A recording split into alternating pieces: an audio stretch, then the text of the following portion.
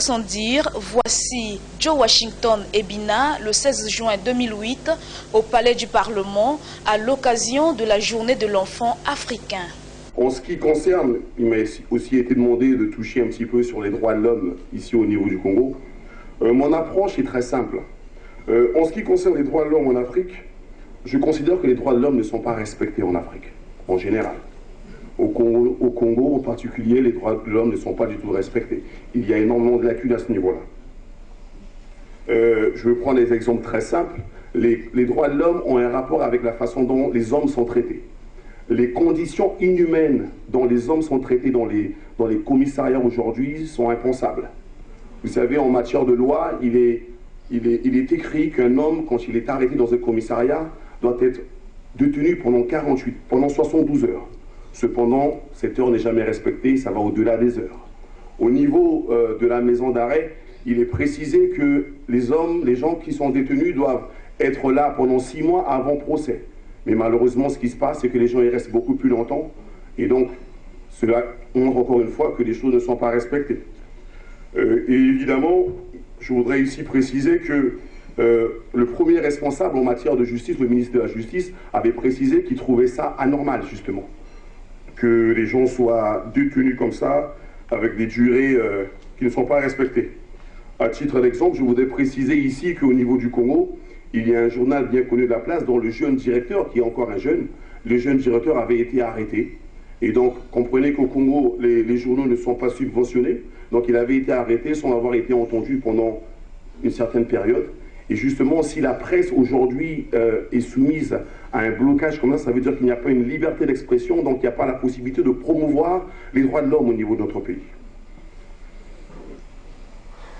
Et il faut préciser aussi en passant que par rapport à cela, nous prenons des exemples pour montrer qu'il y a un message qui est donné, mais dans l'application, les choses ne suivent pas. Le président de la République avait précisé dans une de ses allocutions qu'aucun journaliste ne devait être retenu pour délit de presse. Et malheureusement, voilà encore une fois un exemple qui démontre que malheureusement c'est ce que nous essayons de donner un message, le gouvernement essaie de donner un message, mais dans l'application très souvent nous avons des problèmes d'application et nous constatons qu'il n'y a pas de suivi à ce niveau-là.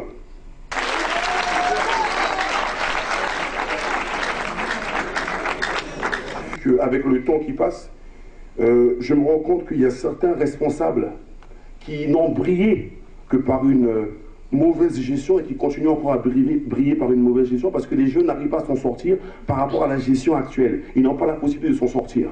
Donc il n'y a pas pour moi une jeunesse sans pour autant qu'il y ait des anciens responsables. Je voudrais ici préciser et toucher un petit point sur... je sais que ça a été évoqué un petit peu, mais je voudrais le dire. Nous n'avons pas d'excuses en tant que Congolais à vivre dans l'état dans lequel nous vivons.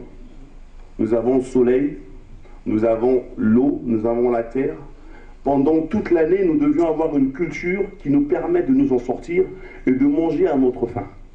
Il est inconcevable que, bon, il a été précisé ici que nous importons la plupart de nos aliments. Et il est inconcevable de concevoir que certains pays africains, tels que le Burkina Faso, tels que le Mali, ce sont les pays qui s'en sortent et qui sont devenus aujourd'hui des exportateurs. Donc ça veut dire qu'au niveau du Congo, il y a un travail qui a besoin d'être fait à ce niveau-là, pour que nous puissions arriver à l'autosuffisance alimentaire. Parce que tant que nous ne sommes pas indépendants, nous dépendons d'autres nations, ça veut dire que nous dépendons de leurs décisions également, et ils auront toujours à dicter par rapport à la façon que nous devons vivre. Pour rentrer un peu dans ma conclusion, je voulais préciser aussi, à titre d'exemple, vous savez, lorsque vous regardez à droite d'ici, vous allez constater qu'il y a un grand fleuve. Le deuxième plus grand fleuve au monde. Mais malheureusement, lorsque vous ouvrez le robinet chez vous, il n'y a toujours pas d'eau.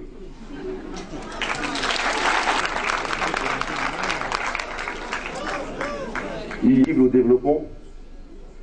Lorsque j'ai parlé de l'eau, j'ai voulu aussi parler de la fée électricité.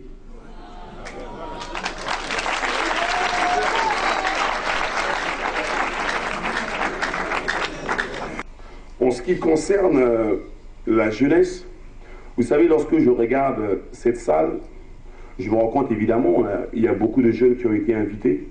Mais si je demandais aux jeunes ici, quels sont ceux qui aimeraient aller demain chercher un visa à l'ambassade ou de France ou des États-Unis, eh bien tout le monde lèverait la main. Joe Washington Ebina avait été fortement ovationné et applaudi. Le constat est incontestable. Vous savez, les gens attendent simplement qu'on leur dise la vérité. Ils attendent la réalité. Je crois que les Congolais sont, d'une manière ou d'une autre, et une jeunesse est fatiguée d'entendre des choses qui ne sont pas vraies. Et je crois que leur relater les faits qu'ils vivent à longueur de journée, que nous vivons tous, ils se sont simplement reconnus dans un message réel, qui d'habitude n'est pas donné à entendre. Voilà pourquoi je crois que les gens ont réagi par rapport à cela. Oui, fortement ovationné et applaudi. Était-ce pour avoir tenu un propos quelque peu excessif? Mais vous savez, est-ce que la vérité est excessive? Je ne pense pas.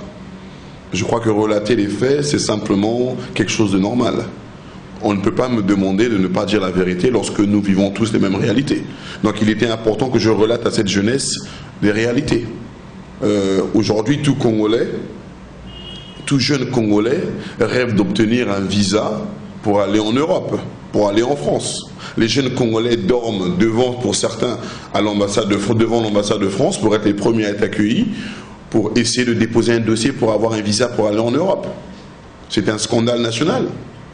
Donc ça veut dire que les jeunes, lorsque j'ai abordé le sujet, ils sont reconnus en cela. Aujourd'hui, je vous dis, sur la plupart des jeunes au Congo, s'il était possible de recevoir un visa, ils partiraient tous. Parce que justement, ils ne voyaient pas dans ce Congo un futur. Ils ne voyaient pas dans le Congo des possibilités de s'en sortir. Et donc, ils rêvent de l'étranger. Ils rêvent de l'extérieur. Eh bien, il est important de savoir qu'il est possible aussi, je crois, de rêver du Congo, donc de créer plus de structures au niveau du Congo pour que les jeunes puissent s'épanouir. Voilà, donc ils se sont simplement reconnus dans ce message. Était-ce pour avoir trahi sa patrie? Vous savez, là, il est impossible de dire la vérité et de trahir quiconque. La nation a besoin de vérité. Je ne peux pas dire qu'il manque de l'eau. Nous avons le deuxième plus grand fleuve du monde et dans nos robinets, il n'y a pas d'eau. C'est vrai que les gens ont rigolé à ce sujet-là, mais c'est une réalité. Et donc, ce n'est pas une trahison, au contraire. Il faut relater la vérité pour que justement qu'il y ait un changement. Et donc, par rapport à cela, ce que nous vivons, c'est ce que les autres voient également. Mais il est aussi important de relater, de dire que par rapport à cette vérité-là, nous pouvons apporter une autre vérité. Nous pouvons donc changer les choses en essayant d'avoir une autre conception de la chose publique. Était-ce pour avoir parlé des choses qui n'honorent pas son pays? Ben, écoutez, l'intérêt, c'est de démontrer pourquoi la jeunesse n'a pas d'épanouissement. L'intérêt, c'est d'expliquer pourquoi une jeunesse qui a tous les atouts, qui vit dans un pays où il y a tous les atouts, ne s'épanouit pas. Donc, il est inexplicable par rapport à cela. Donc, il était important donc de ce fait de montrer les paramètres qui empêchent une jeunesse d'avancer. Une jeunesse qui ne vit pas dans un développement, une jeunesse qui n'a pas d'électricité, qui n'a pas de quoi s'en sortir dans tous les domaines, qui n'a pas de subvention dans le sport et tout ça, ne peut pas s'épanouir, quels que soient les lieux. Que ce soit dit au Congo, que ce soit dit aux États-Unis ou en Afrique du Sud ou quoi que ce soit, la vérité est ce qu'elle est. Et nous n'allons pas cacher cette vérité-là, elle est claire, et je crois qu'il est important de souligner ces faits-là, et plutôt de penser comment changer justement le cours des choses, en essayant de trouver des solutions par rapport à cela.